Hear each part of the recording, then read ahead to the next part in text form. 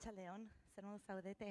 Lehenik eta behin eskerrik asko etortzeagatik eta noski ongi etorriak izan zaitezte 2024ko Luma Fest edizio honetara. Edizio berria dugu eta berriz ere edizio erakargarria, interesgarria badakizue. Liburuak gustatzen zaizkigu, gazteria ere, beraz gazte literatura izango dugu abian egun hauetan. Solasaldi oso interesgarriak eta berazgarriak prest ditugu, programa luzea badugu eta hasiera emango diogu besterik gabe, baina ongi etorria ez dizuet nik egingo, gurekin da Isaac Palencia, kultura, sustapen eta gazteria zuzendaria, beraz txalo bero bat eskatuko dizuet, berak egingo du ongi etorria, eskerrik asko.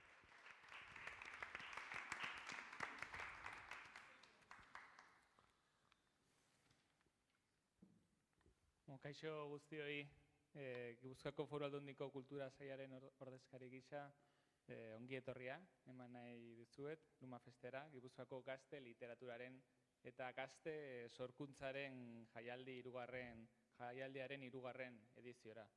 Zer baino lehen eskerrak eman nahi dizkiet gurekin dauden eta 3 egun hauetan jardunaldietan parte hartuko duten idazlei hemen Santa Teresa komentuaren ingurune magiko honetan. Eta jakina mila esker ere mikrorelatoen lehiaketan parte hartu duzuen guztioi.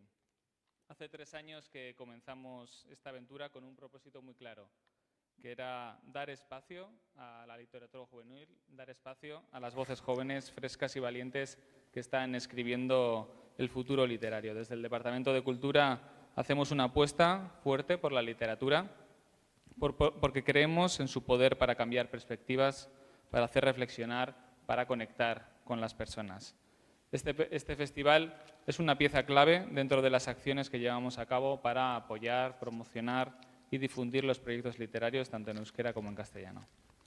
Ez dut gehiago luzatu nahi, beraz, jaialdiko hitzaldi guztiez gozatzera gonbidatzen zaituztet, eskerrik asko guztioi laguntzeagatik, zuen denbora eta talentua partekatzeagatik, eta Luma Fest espazio paregabea bihurtzeagatik. Eskerrik asko eta jaialdi zoragarria izan dezazuen. Eskerrik asko, Isaac Palencia, egia da, programa zabala dugu ikusi zute, kolorez betetakoa, beraz, hasi egingo gara, gurekin dugu Carlos Aretxabaleta, euskal idazlea eta eskalatzailea. Hau ez da, eskalada bezalako izango ez da.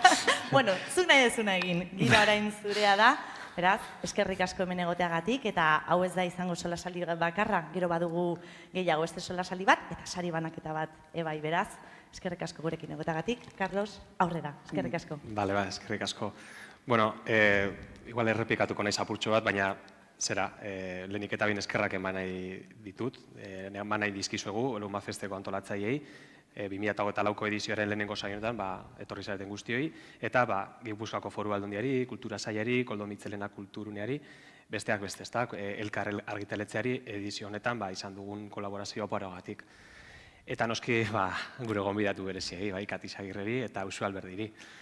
Hasi aurretik ohar pare bat, saio hau online jarraitzeko aukera egongo da, streaming bidez, beraz etzetik edo tabernaren batean Luma Fest saioa jarraitzen ari zareten hori, eskerrik asko, hemendik, oinganik. Esteka gure sare sozialetan partekatuko dugu, eta jaialdiko beste topaketa guztiekin bezala jardungo dugu. Bertan zaudetenok ere parte hartzeko aukera izango duzue, zuen galderak streaming bidez ere bota aldizkiguzue, lasai asko, eta saioaren bigarren partean behar bada, hitza emango dizuegu. Mila esker, eta besterik gabe hasiko gara elkarrizketatxorekin. Aurkezpenarekin hasiko naiz behar bada, denok ezagutzen ditugu, aurrean ditugun idazleak, baina zer gutxi ez da, aurkezpen txiki bat egitearekin. Kati Sagirre, Gasteizen jaiotako idazle eta irakaslea da, euskal literatura garaikidearen ahotzik nabarmenetakoa da, eta ekarpen nabarmen egin dio euskarazko narratibari. Akademikoa da, eta ikerketa eta irakaskuntza lanetan arloan ibilbide luzea egin du. Prestakuntza eta karrera akademikoari dagokionez, ikusentzunezko komunikazioa ikasi zuen, EHUn, eta bertan, esan dudan moduan, irakasle dabil. Literatur lanei dagokienez, Haur eta gazte literaturan hasi zuen bere ibilbide literarioa, oker banabil esan, Bueno, oker. Bai, oinganik hasi naiz. Lehenengo liburua etzen aurrentzat izan. Ez, bueno. Orain zuzenduko diazu, Baina, orain uste dut, asmatuko dut, baina estiloaren bereizgarri izan daiteke behar bada, aro garaikideari begira da zorrotza edo bai ibilten duzula zure liburu. Hori bai. Dudarik gabe. Nik pentsatzen nuen bera gorritu behar zela, bai azkenean nik gorritu naiz, Kostatuko zaizu. Bueno, aipatzearen literatur lan batzuk, aipatu nahiko nituzke, adibidez, Sua falta zaigu, baina bihotzak dio, 2009an argitaratua, Atertu arte itzaron, eta Amek ez dute, bai? Ez dakit behar bada zure lanik goraipatuena, entzutetzuena, bai, hainbat hizkuntzatara itzuli dena, eta bertan amatasuna, identitatea eta sorkuntza artistikoa bezalako gaiak jorratzen ditu liburuak, besteak beste. Eta eragina eta aitzatezpeni dagokienez, lehen oker ez banaiz ibili, hainbat sari jaso dituzu, bai, lan hauengatik, eta idazle ibilbideaz gain, gaur egune jarraitzen duzu, ezta? Hor EH1, topera eta ikerketa lanetan, eta... Esaldi labur batean, mesedez, Katisa zelan definituko zunuke zeure burua. Nik orain egin dut zure sasi aurkezpentsoa, pilota zure teiatura botako dut. Labur. Bueno, labur. Oso zaila da galdetzen didazuena. Katisa Agirre da, suposatzen dut, goizetan hortzak garbitzen dagoen bitartean, ispiluari begira, eta hor begira dagoen persona hori izango naiz ni. Baina batzutan, ispilua ez badokat aurrean, ahaztu egiten zait nor naizen ere. Eta eskerrak. Eskerrak ez da, ahaztu egiten dugu. Bueno, eta Usue, hemen dugu Usu Alberdi, bertsolaria, 1984an sortua, Elgoibarren, Euskal literatura garaikideko figura nabarmena ere, eta narratibatik hasita, bertsolaritzara dabil, bere zerean. Prestakuntzan, ez naiz luzatuko gehiegi, baina bai aipatu nahi dut, gaur egun, bera kazetaritzako ikasketak egin zituen arren, bertsolaritzan munduan dabilela, buru belarri, eta bertsolaritzat duzula, eta idazletzat duzula zeure burua, ezta. Eta literatur lanei dagokienez, eleberria haur eta gazte literaturan eta saiakeran adarra horiek lantzen dituzu, ezta? Aipatzearen lan batzuk, Aulki bat elurretan, Euli Giro, Janis Joplin, bere, ez dakit, oingoan ere ez dakit botako naiz ere, ez da, baina lanik ospetsunetariko bat esan daiteke, edo entzutetzua, 111 Akademia Sarearen irabazlea, eta kontrako estarritik saiakerak Euskadiko saria jaso zuen, baita besarkada albunak ere. Denda ostekoak 2008an eta Belarriko kilkerra 2023an argitaratu zituen, eta azken hau gero aipatuko dudan arren, ahozko tradizioan oinarritutako historia biltzen dituen obra da. Usue, zuk zelan definituko zenuke zeure berriz ere beste galdera potolo sakona eta... Ez dakit. Gaur hemen dagoenez besango du amaren nire amaren alaba. Eta listo. Bueno, erantzun hori, ez da. Askotan ez dugu jakiten, ez da, bagoaz, urteak egin ala bagoaz gure burua definitzen arlo eta parametro desberdinetan, baina galdetzen digutenean, zaila den galdera nire ustez, galdetzen digutenean, eta zu nor zara, titulo ibilbide, eskarmentu handiko ibilbide horren ostean, askotan, ez dakit, zaila egiten zaigu, ez da, kokatzea holango, baina, nik uste dut argi dago, beti izango garela gure amen seme alabak, eta hori ba. Tira, liburuen eta holango galdera sakonetan murgildu baino lehenago, beroketa txiki bat prestatu dut, gero jolas txiki bat bebai, ez dakizuen handik irtengo naizen ere. Beroketa txiki batekin hasiko gara. Eta beroketa horretan badaude galdera batzuk erraztxoak eta beste batzuk igual potolagoak behar bada, bai. Galdera orokor batekin hasi nahiko nuke, bai. Zuk, Katisa, nerabei eta gaztei zuzendutako, behar bada igual azkenengo lanak beste publiko bat edo irakurle zer bat izan dute, baina nerabe eta gazteentzat idazten dugunean, idazleok, arlo horretan ibiltzen garenok, zuk antzematen duzu gaur egun zailtasunak badaudela konektatzeko edo, ez dakit, gazteak beti gazte dira, gazteak aldatzen dira, garaiak aldatzen dira, gu gazte ginenean igual literatura zehatz bat irakurtzen genuen, gaur egun ez dakigu nondik jo. Zaila da galdera, zaila da nik ere hori jakitea, nik intuizioak ditut eta hemen bota ditzazket, ea zer dio zuen, bai? Nik badaukat gazteekin egoteko erraztasuna irakaslean naizelako unibertsitatean, eta hasi nintzenean irakasle orain dela, ia 20 urte, 19 urte, ni ere oso gaztea nintzen, ez egon alde handirik. Usue bezalako ikasleak nituen eta ni hor, ezta? Orduan, sentitzen nuen konexio hori oso erraza, iaia generazio berekoak ginelako. Gero egia da, urteek aurrera egin ahala, sentitu duela, nolako arrakala bat, nola handitzen zijoan, ezta? Eta ja ez hitzaian hain erreza topatzea, anekdota atletik, edo ez dakit zer ikusi dudan telebistan, hori guztia ikusten nuen ja galtzen ari nintzela, ez?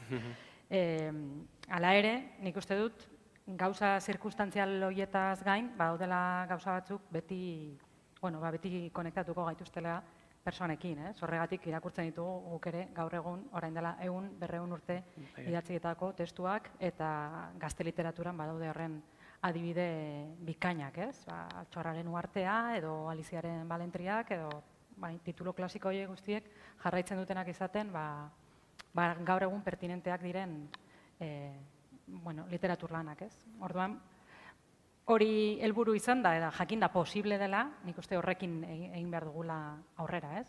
Jakinda, badaudela esentzia batzuk, badaudela oinarrizko kontu batzuk, beti konektatuko gaituztenak beste gizakiekin, gaur egunekoekin, eta ondo bidean etorkizunekoekin ere bai. Hori nire kontzeptualizazioa, gero hori nola gauzatzen den, beste kontu bada. Bai, Usue, zentzu horretan, zuk zer uste duzu? Uste duzu kostatzen zaigula gaur egun, diot, arrakala hori, ez dakit, gure gaur egungo, ez dakit, sasoien edo boladan edo kontua izinen aldala, edo uste duzu gehiago dela, ez dakit, ikasleen perfil aldatu delako, edo badago Katixak esaten duen moduan, ez dakit, liburu batzuk, ez da ezinbestekoak izan behar direnak edo. Nik uste dut, gazteekiko konexio hori eta aldi berean haustura hori beti egon izan dela. Ez dela oraingoa eta sartzen goazen ala, konturatzen garela, sartzen ari garela, ez garelako gazte, eta konturatzen garelako, lehen talde hortakoa sentitzen nintzen eta orain ez. Baina, iruditzen zait, Katixak arrazoia dukala, eta benetan askotan pentsatzen denean gazte literaturan, eta nik ez dut nire burua gazte literaturako idazletzat, ez dut dela inoiz propio gazteentzat bakarrik idatzi. Eta beste gauza bada, gazteek libururen bat hartu izana, baina uste dut badirudiela, badaudela gai batzuk, batez ere ja zuk unibertsitateko gazteak aipatu dituzu, baina horre adin zaila beti esaten da, ume izateari ustetik pubertaro eta lehenengo gaztaro hori, esan dezagun 12-18 urte bitarteko hori izaten dela zailena. Badaudela ematen du gai batzuk eta gai horiek bakarrik interesatzen direla eta hori dela gazte literatura, hau da, ez dakit. Lehengo musua, hilekoa, youtuberrak, ez dakit zer. Horiek ere izan daitezke interesekoak, ez dut ukatzen, baina iruditzen zait edozein adinetan konektatu dezakegula gizatasunarekin. Eta gizatasunarekin sakon konektatzeko obrak zenbat eta hobeak izan, geruza gehiagotan ukituko gaituztela. Bai batzuetan geruza batzuk gerora ulertuko ditugula hobeto, ez dela gauza bera berdintzait momo irakurtzea 14 urterekin edo irakurtzea 30ekin, baina ez dakit. Printzepe txikia ere irakurtzea. Edo printze txikia edo beste hainbat edo Alizia edo hainbat, ez? Ni akordatzen naiz 16 urterekin irakurri nuela ensaio sobre la ceguera, adibidez, ez? Eta niretzat hori izan zela deskubrimentu bat ordura arte esaten nuen, ze aritu naiz irakurtzen orain arte. Ze konturatzen nintzen, irakurri nituela txorakeria mordoak irakurri behar nituenak, eta iruditzen zaitu horiek ere irakurri behar direla eta entretenimentu hutsa ere egon behar dela, baina agure batek idatzitako edo atxo batek idatzitako obra batek ere konektatu dezake 14 urteko gazte batekin, eta uste dut ari hori dela importantea, eta ari hori lortzen dela benetan idatzita. Eta benetan saiatuta gauza onak egiten eta serio hartzen, ez? Kalitatea, dinot. Irakurlea serio hartzen, ez produktu bat egiten salgarria iruditzen zaiguna. Ez. Aintzat hartzean aurrez aurre, betaurreko horiek jartzen alegia. Eta zuri interesatzen zaizun zerbait eginez, ez? Uste dut hori dela lehenengo baldintzetako bat. Ondo. Bai, hau galdetu dizuet behar bada, ez dakit, ni aspaldion nabielako irakaskuntzan, eta ikusten dut, unibertso digitala sartu zenetik edo horretan murgildu garenetik, ez dakit, ikasleen begien, ez dakit niniak edo aldatuz zen, edo ez dakit, hitz egiten dioz igual liburu hon bat iburuz, behar bada zuri, zorrarazi dizun liburu baten inguruan, eta askotan begiratzen zaituzte, eta esaten dute, de que me hablas, ez dakit zer buruz ari zaren, nik ez daukat, kasik paperan ukitu hori ere lastu egiten zaie, ez nabil gaurko izan ere galdetu jate horren inguruan, eta ez dakit zuek berdin antzematen duzuen, baina zerbait egin behar dugu guk bebai idazle moduan, eta uste dut oso argi erantzun duzuela, apur bate egokitzeko gure edo heldu behar diegu gure, ez dakit zelan esan, gure zenei, gure, ez dakit, gogo idazle moduan. Lehenengo gauza, nik uste, ez dugula enfokatu behar hau gaztei dagokien arazo baten moduan. Digitalizazioak guztiok ukitzen gaitu, guztion bizi modua aldatu du, eta ziur nago denok daukagula poltsikoan tramankulo bat, eta ordu asko dedikatzen dizkiogula pantaila horri, eta beste pantaila askori. Orduan, fokua jartzea gazteengan ez dauka zentzurik, ez badugu ikusten panorama osoa, ez? Azkenean gaztetxoek egiten dute, ikusten dutena inguruan. Eta denok gaude horretan, ez? Gero, zer egin daitekeen, idazle moduan, baldin badiozu nola idatzi... Ez dakite, oza... Nik uste dut hori egiten dugula nahi edo nahi gabe, ere. Mundua aldatzen da, eta gure idazteko modua ere aldatuz doa, bai? Baina nik uste dut bai egin behar dena konstienteki, da irakurketarako momentuak erreserbatu, edo inkluso trintxera bat egin horretarako, bai? Eta hori gazteekin egin daiteke, baina helduekin ere bai?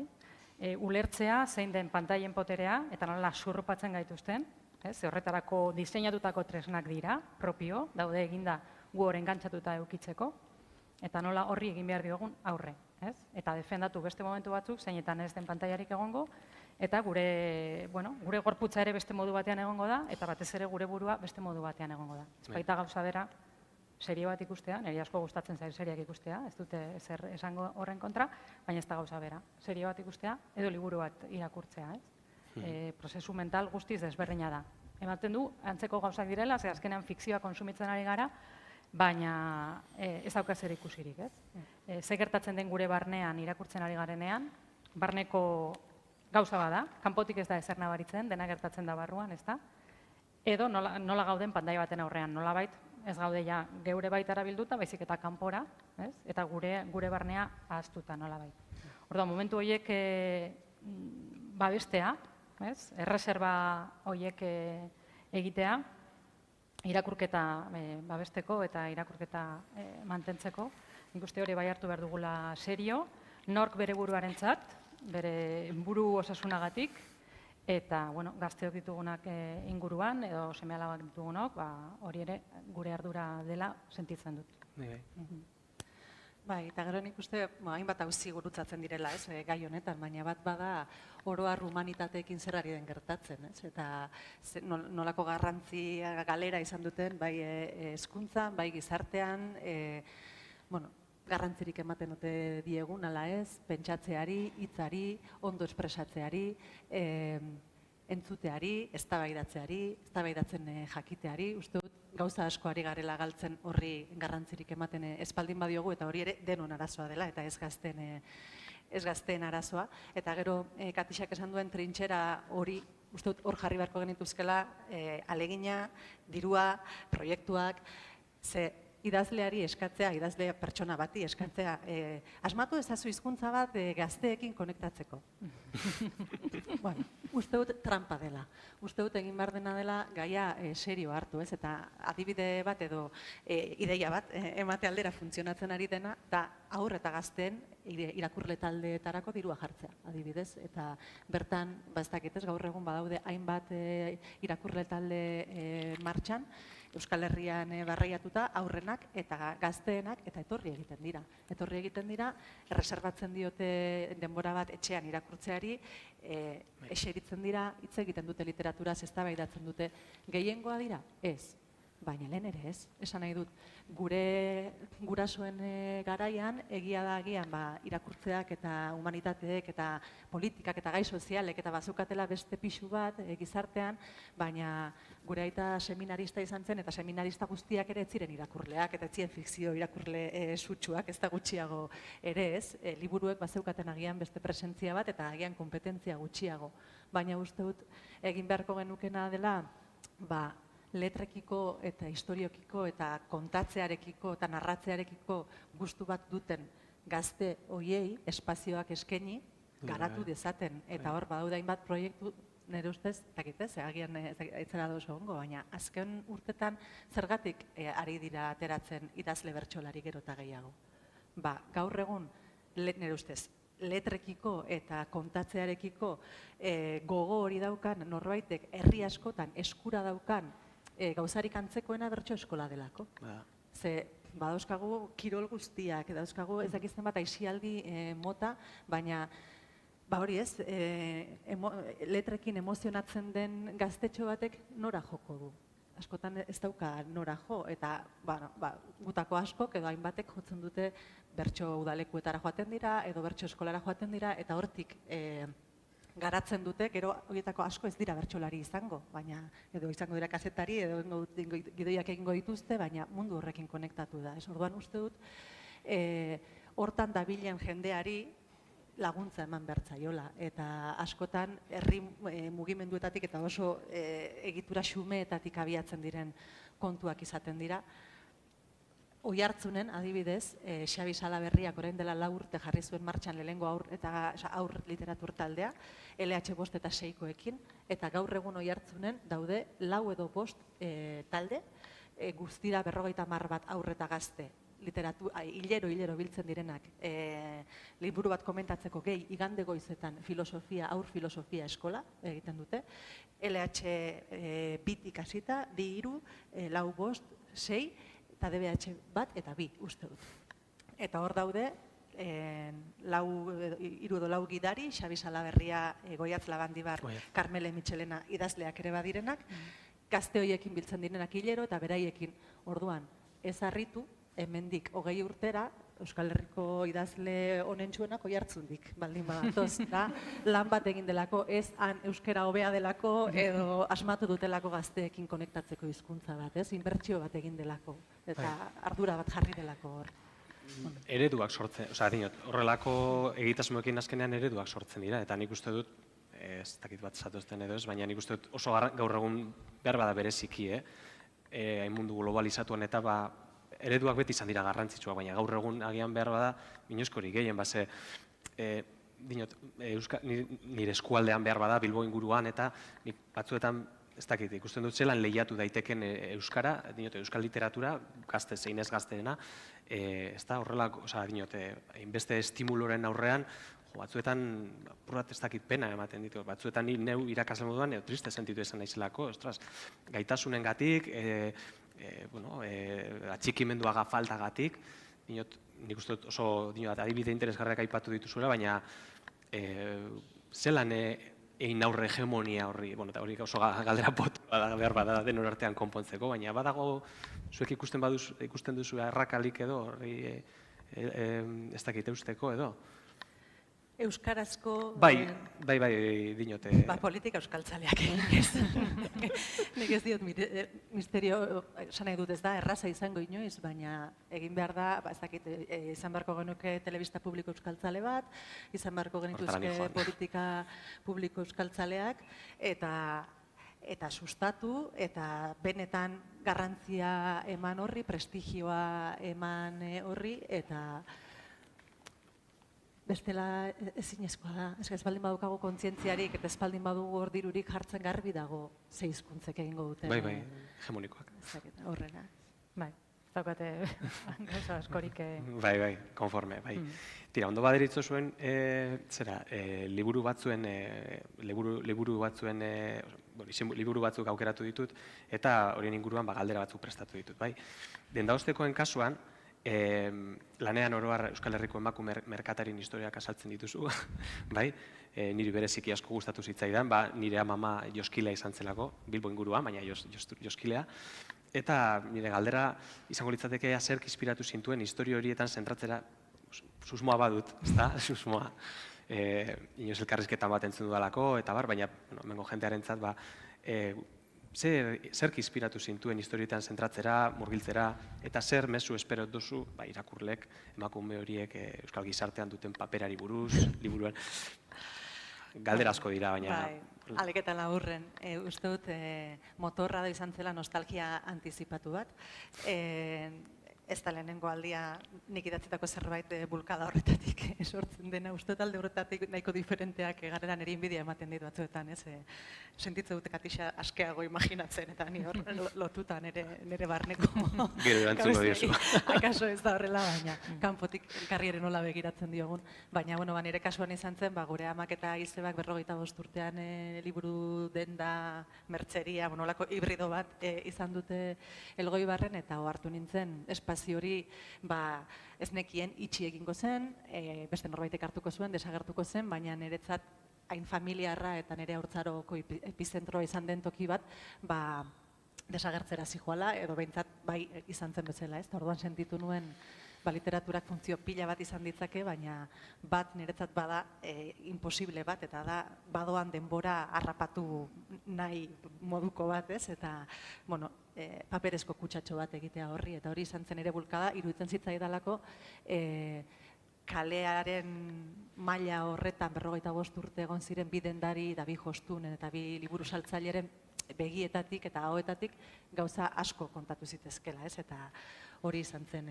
ariketa. Eta zen mezu, behin Sara Mesa idazleari entzunion eta bat natorrez uste dut idazten dugunean, batzutan egon daiteke, baina normalean ez dago mezu bat zuk eman nahi duzuna edo zu daukazu tesi bat, eta orduan sortzen duzu artefaktu bat, irakurleak zuk pentsatzea nahi duzun hori pentsatu dezan. Uste dut ez dela hori literaturaren mekanismoa, ez? Zuk idazten duzu, esan nahi geruza multipleak dauzkan zerbait, eta irakurleak osatzen du irakurketa hori, ez? Eta berak aurkituko ditu hor, berari balio dioten mezuak aurkitzen baldin baditu, ez? Konforme.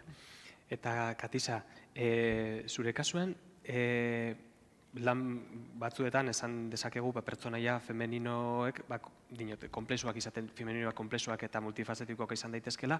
Berri Zentauron, zer alderdi interesatzen zitzaizun gehien behar bada pertsonaien bidez aztertzea, edo nola ziurtatzen duzu haiei benetako ahotsa ematea pertsonai horiei, zelan eman ahotsa rango pertsonaia ez da komplexu eta ez da erraza izan behar dinot. Pertsonaia delako niretzako gunea, literatur lan bateko gunea. Eta pentsa zuek ere ziurrenik asko irakurri duzue, hemen zaudeten guztiok, eta galetzen badizuet zerbait orain dela 10 urte, 15 urte, 20 urte irakurri duzuen horretaz, trama, seguramente, ez duzue gogoratuko, edo oso gainetik, ez? Bai, bazegoen hor, ez dakit zer. Baina geratuko dena zuekin, pertsonai bat ona bada, zurekin geratzen da. Eta da, persona bat ezagutu izan bazenu bezala, ez? Lagun bat, edo agian etxai bat, baina azken finean inpaktu emozional handia eragin dizun norbait bezala, ez?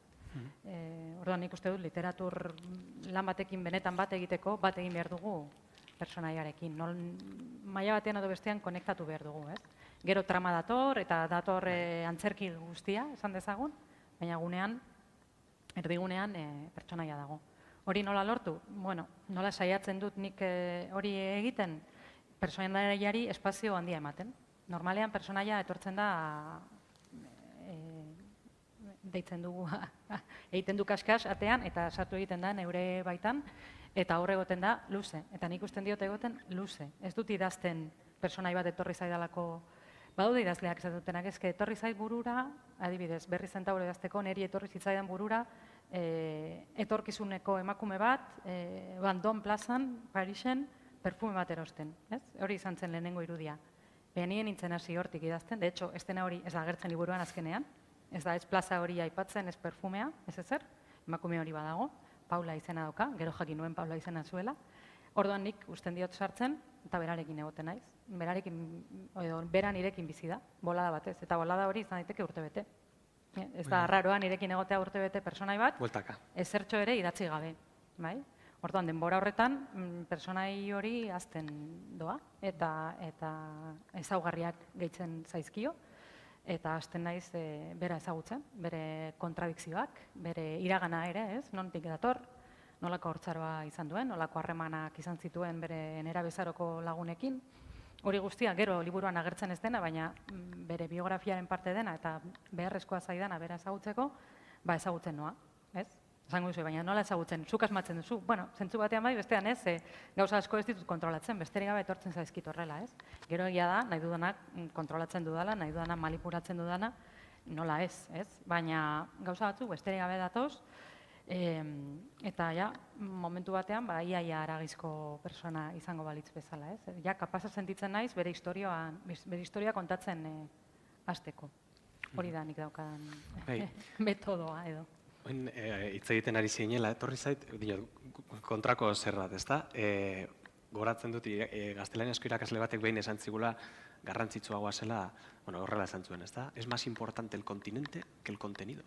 Eta orduan, momentu batean ikusi dut, ezta, zure ardatza, zure pertsonaia, eta zelan arilkatzen zuen, Paula horrek zelan arilkatzen duen apur bat, historia dut kasuntan zuk zeuk, zelan egiten duzun, ezta? Apur bat egundu, eta alderantziko zirimola sortzen duzun, ezta? Eta azkenean, geratu dugu, badugu Berri Zentauro. Zer iradokitzen dizu esaldi horrek, novela edo lan bati begira, el continente o el contenido? Ez dakite, esatea badago.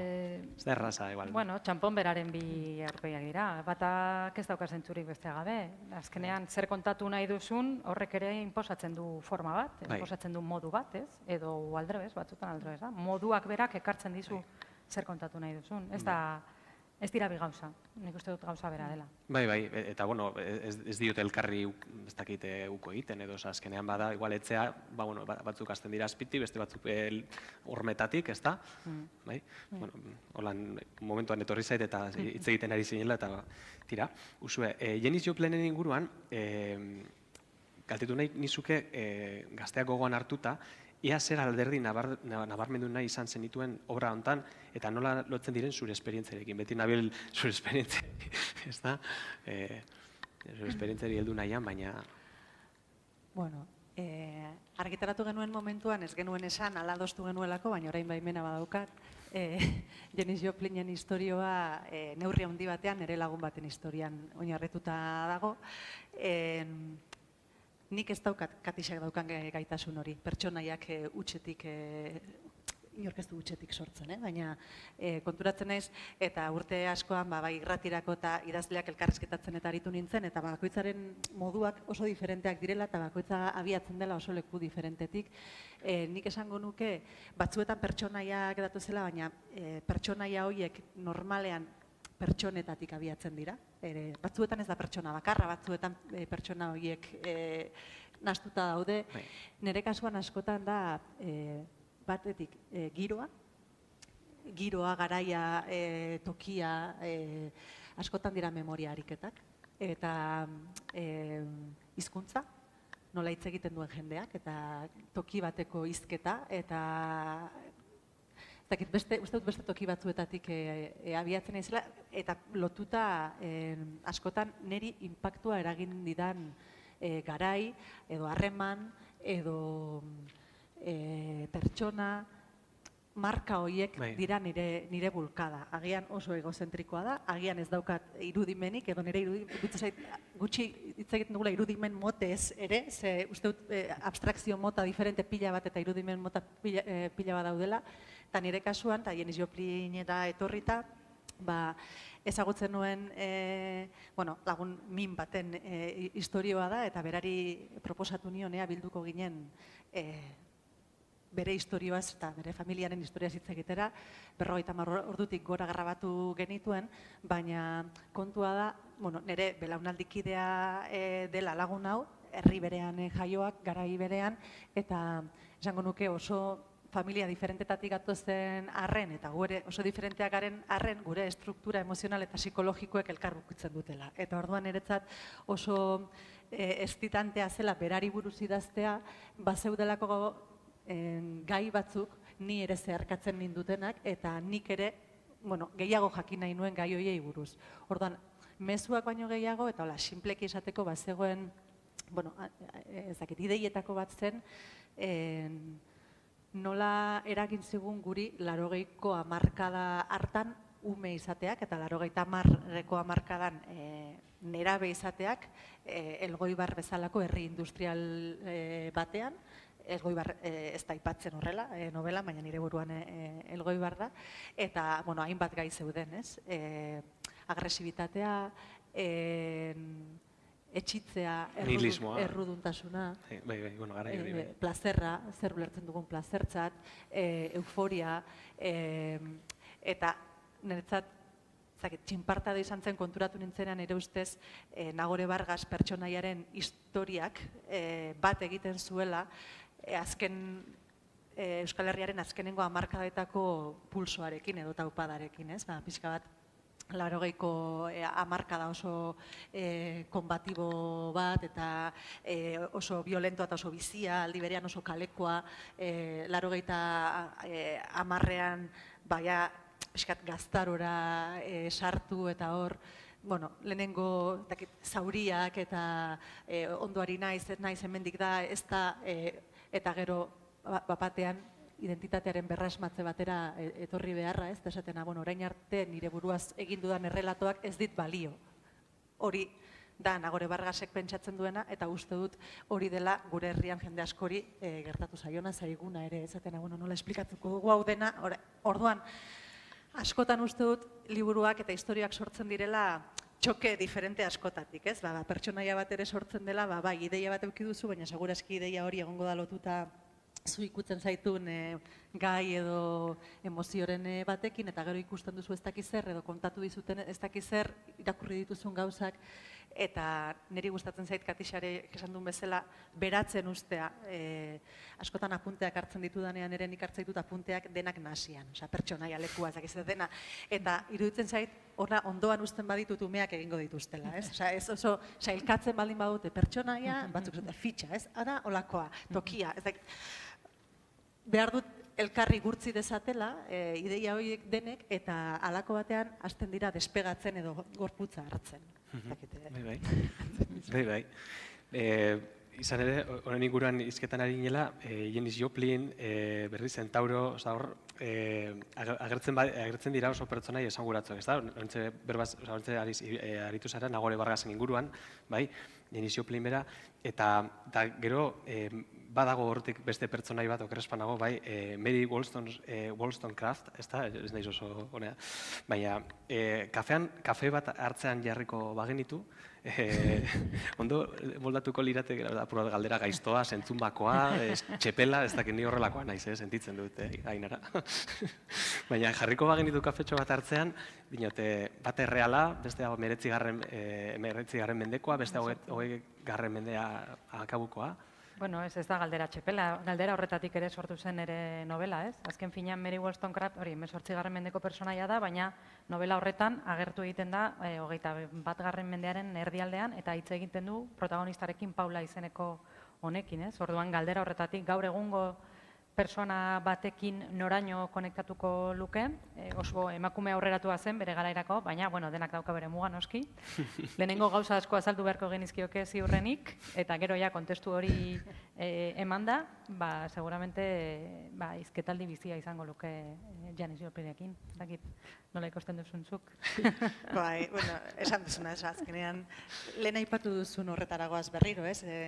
Topatu beharko lukete gizatasunaren ez batzen dituen multiplo komun txikiena, eta uste dut hori beti egin daitekela, eta adibidez hori, ez dakit, bertsolaritzak hori erakusten dizu, edozein tokitara zela, kontestua beti da diferentea, eta askotan gainera da zerbait ez arrazionalki egin daitekeena, baizik sentitu behar duzu zer da batzen nagoena jende honekin, ez? Eta hor zubi bat eraiki eta hortik mugitu apurtuko duzu leku baten, aurrerago joango zara bestera, baina ez baldin baduzu topatzen gizatasunaren zubia, ezin zara bestearengana iritsi, eta horrek uste dut balio duela adin guztietako literaturarentzako eta pertsonaia guztiak gurutzatzeko. Benetan, be. Katixa, amek ez dute liburuan, zer bultzatu zintuen amatasunaren narratiban, narratiba tradizionali aurre egitera literaturan, eta batez ere, uste dut lehen erantzun didazula, behar bada, protagonista eraikitzean amaren rolaren mugei horrei aurre egiteko, ez dut uste, dinot, protagonistak eraikitzea ez dut uste erraza izan behar denik, ez da? Ni beste literatur batetik nator, beste simpleagotik, baina ama baten, ez da, ama protagonista denean, amaren rol horiei aurre egiteko eta garatzeko, eta bereziki zaila egin zitzaizun horri bultak abiltzen. Bueno, ama delako. Bueno, ez dakite, niretzat igual amaren simboloa. Bai, klaro, ohituta gaude, pertsonai bat ama denean bakarrik hori izatera, ez? Eta hori izatera bere identidadea, ez? Ama, normalean fikzioetan egonda hor, amarena egiteko. Aingeruaren lana. Bai. Eta neure kasuan, ama da, baina beste gauza asko ere baden pertsonaia da, eta, bueno, berarentzat ere hori gatazka iturri da, ez? Ematen du gizarteak eskatzen diola bakarrik ama izatea, eta berak nahi du beste zerbait ere izan, ez? Orduan, bueno, konflikto horretatik eraiki nuen, ez? Eta amatasunaren gaia hartu nuen momentu horretan, iruditu zitzaidalako gai oso aberatsa emankorra, bai. Emankorra zela eta gauza asko esan zitezkela horren inguruan, eta eskema asko apurtu ere, ez? Oso gai mugatua bezala oraindik ere bada zentzu batean, ez? Apurtzen ari gara gutxinaka, baina, bueno, ematen du badaudela gauza batzuk, amen gauzak direna, amek egin behar dutena dela, eta beste gauza batzuk amek egin behar ez dutena, hortik ere titulua, ez da, amek ez dute, eta norberak osatu dezala esaldi hori, ez? Bai. Amek ez dute zer, ez? Ze badago zerbait, amek egiten ez dutena, edo ez dutena, ez? Eta baldin badago zer da, eta zergatik, ez? Bueno, ideia horietatik, agian novela horretan bazegoen tesi bat, agian da tesi novelara gehien gerturatu nahi zen momentua, gauza batzuk oso argi nituen eta adierazi nahi nituen horrela, baina gero, bueno, uste dut, historiak ere hartu zuela bere hegaldia eta beste toki batzuetara ere joan zela. Bai. Eta, bueno, eta usue, amaitzen joateko dinote horlango liburuen galderekin. Nik galdetu nahi nizun, Belarriko kilkerran inguruan, zure azken liburua okerespanago, ez da? Liburua nola txertatu dituzu gai horiek, liburuan agertzen diren kontakizun mordoa, bai?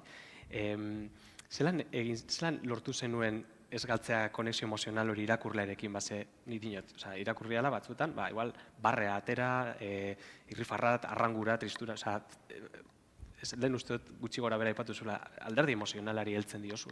Zelan lortu hori, ez dut uste errazadanik? Ez dakit. Nik uste dela ez galtzen utzi dagoena. Batzuetan zuk identifikatzen duzunean gai bat edo historio bat edo pertsonaia bat eta erakartzen zaituenean da hor badagoelako zerbait. Eta agian batzuetan jartzen zara idaztera eta izorratu egiten duzu. Esaten zu ez du funtzionatzen. Baina zuk agian idaztearen ederra eta zaila hori da, ez? Badago zerbait sumatzen duzuna, posibilidadeak ikusten dizkiozuna eta saiatu bertzara hori harrapatzen edo, ez? Eta hori ez da harrapatzen salabardoarekin, harrapatzen da ipurdiarekin, ez? Saiatu eta gero eta hobeto idazten saiatzen, ez?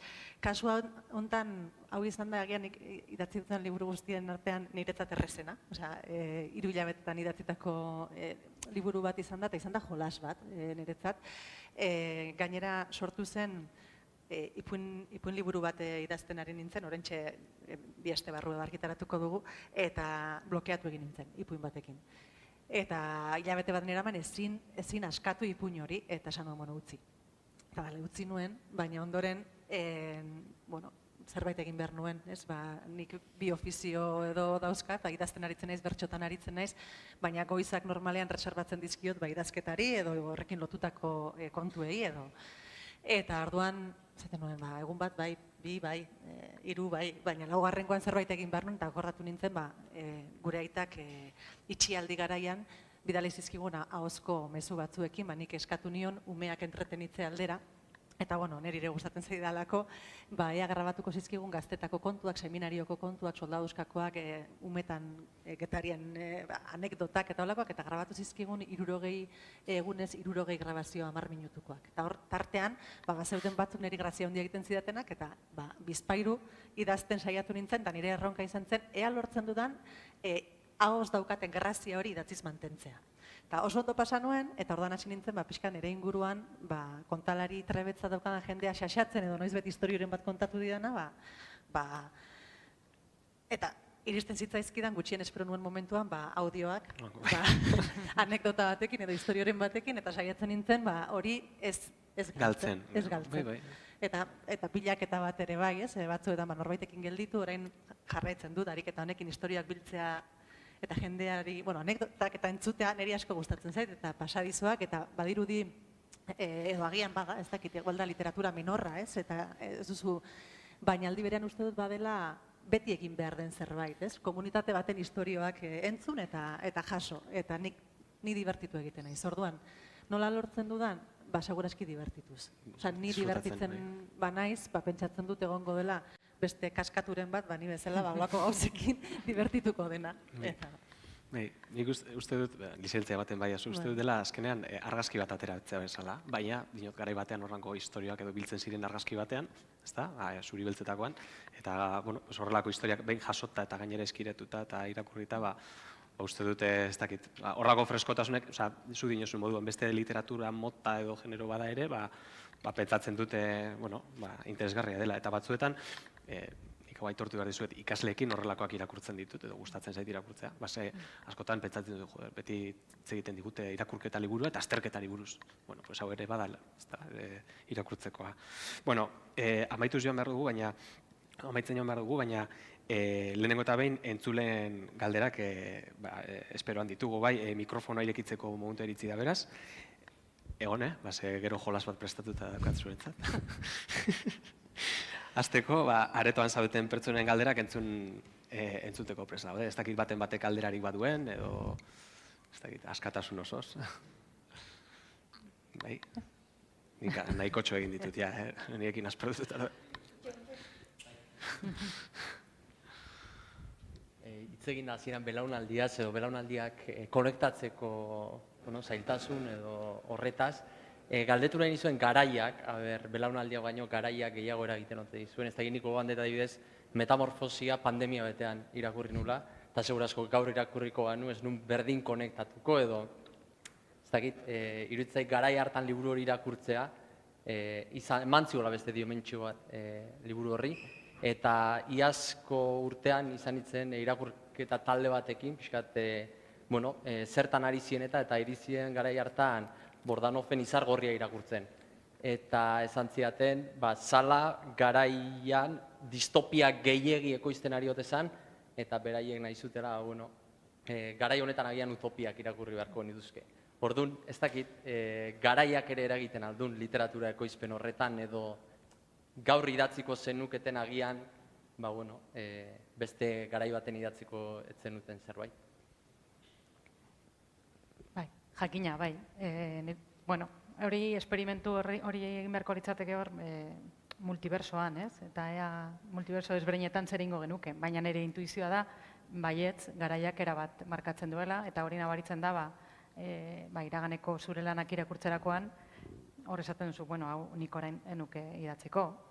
Errekonozitu egiten dut neure buruan, ere orduko ura, baina gaur egun nenuke horrela egingo, ez? Inkluso batzutan nire lotxa puntu bat sentitzera iristen zara, ze asko aldatu zara, zeure ikuspuntuak aldatu dira, eta ez? Baina gero, esaten duzuna, irakurtzarena testu bat eta agian efektu desberdina izatea, horri berriro irakurri beharko zenuke metamorfosia, eta ikusi hemendik 2 urtera, 4 urtera, 10 urtera, ea gertatzen den, bestela ezin da jakin, ez?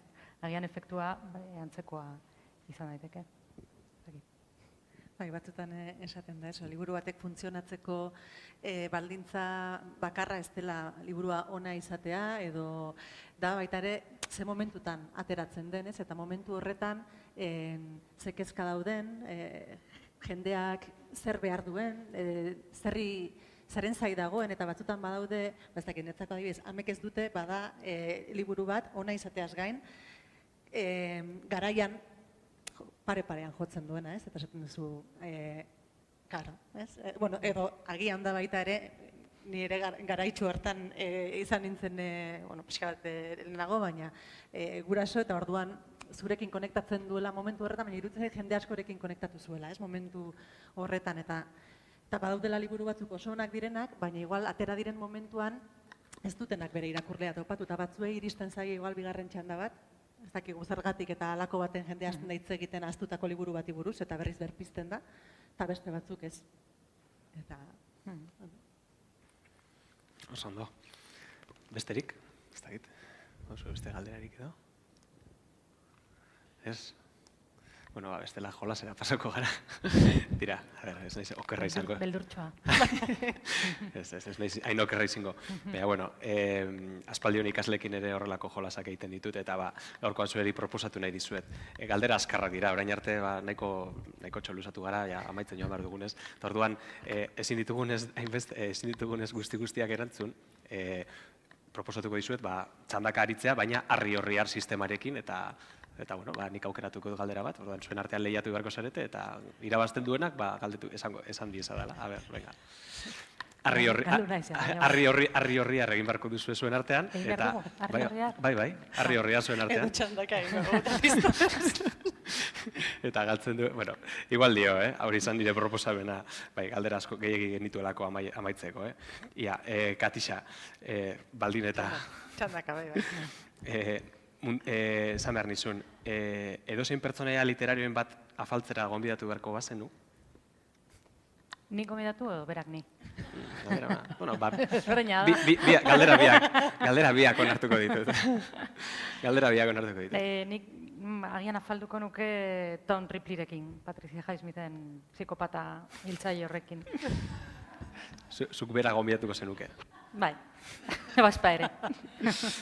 Eta, arrazoia galdetu daiteke? Bueno, porque nik badakit bere egia, nik ezagutzen dut, bere liburuak irakurri ditu dalako, orduan nena hori. Aztertu dituzu, sakonen, eta esan dizkiozu kontu parea, ezta? Bale, ba. Zure bizita novela bat balitz, zein genero izango litzateke, eta zein izango litzateke izenburua? Izenburua, ikusita, azteko bostegun erabiltzen dituzula horretan ibiltzeko. Baina, generoa, zeinetan mulgitzen, burromaka aparte, zeinetan mulgitzen? Ies egingo dut, bertsolariaren egingo dut, izango litzateke saiakera bat. Eta...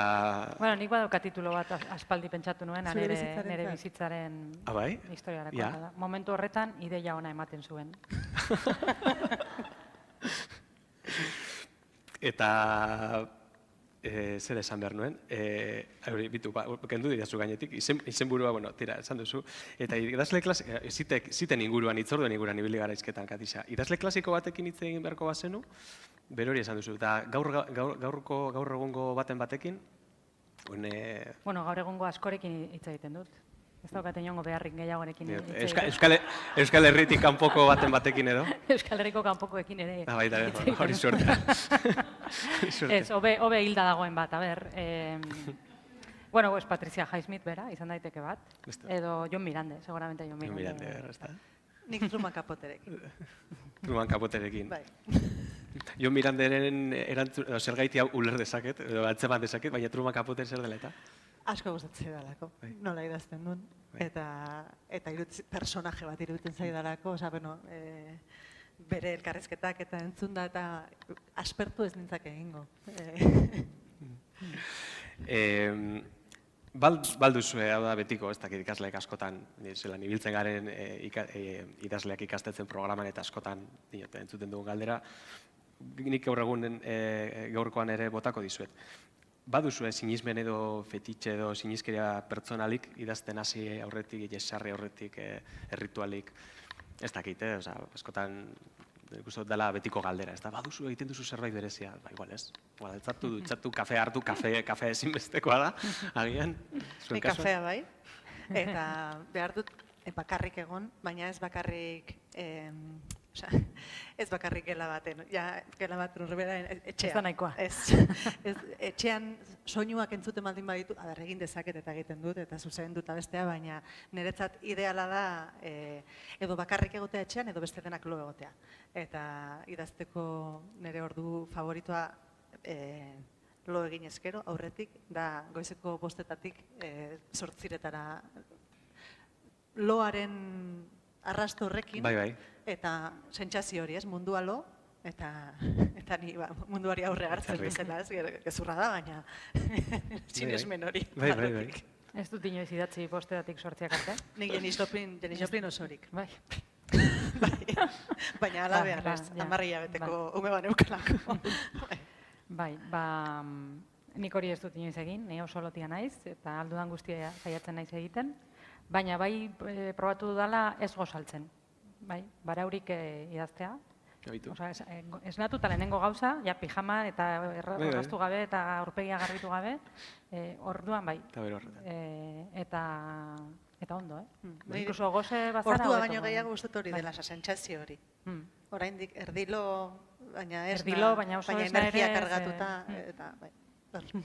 Guztiz martzan jarri gabe, baitu, Eta azkeneko galderarekin noa. Edozein libururen amaiera, zuek aukeratu nahi duzuen liburua, igual, baten batekin, demagun ez zaudetela posik, amaieraren batekin. Baten bat aukeratuko bazenute, zein izango litzateke? Eta zer aldatuko zenukete amaiera horretan? Irakurri duzuen libururen batekin, edo? Hombre, nik liburu asko amaituko nituzke violentzia eszena batekin. Batez ere ikusi gunean nola emakume bat matxakatu duten novela oso batean zehar eta ez du izan bengantzarako aukera hori, bengantzarako aukera hori emango nioke. Eta odol pixka bat, edo asko. Aur besoetakoan alderantziz, ez? Itxasuan. Exactamente, hori nuen buruan, horrelako zerbait bai. Bai, ez dakit. Ni lehen Katixek esan duen bezala niri ez zaizkit gelditzen tramak, eta askotan ez dakit liburuak nola amaitzen den, ez zaita inbeste inporta. Gehiago da nora eraman nagoen edo ez, orduan askotan askok esan izan didate, batez ere gazteek esan izan didate Janis Joplinen bukaera aldatuko luketela. Orduan agian hori berplanteatu beharko nuke, baina seguraski okerrago egingo nuke orduan horrela ustea. Nik aitortu behar dizuet, behin irakurri nuela Xabier Montoyaren Euskal Hiria zutan, eta uste dut, 24 errelatuetan ez dagoela bat bera ere ondo amaitzen dena. Orduan, kasu horretan niri ere... Ondo esan nahi duzu zoriontsu. Bai, hori da, zoriontsu edo. Eta aitortu behar dizuet, tira, falta mota nuela sikiera historio bat ondo amaitzea. Baina, bueno, gaurkoan pentsatzen dut, polito eta epela amaitu dugula, edo bero-bero. Así que, bueno, eskerrik asko etortearren. Eta plazerra eta txalo zaparra da. Gomitan bentsat.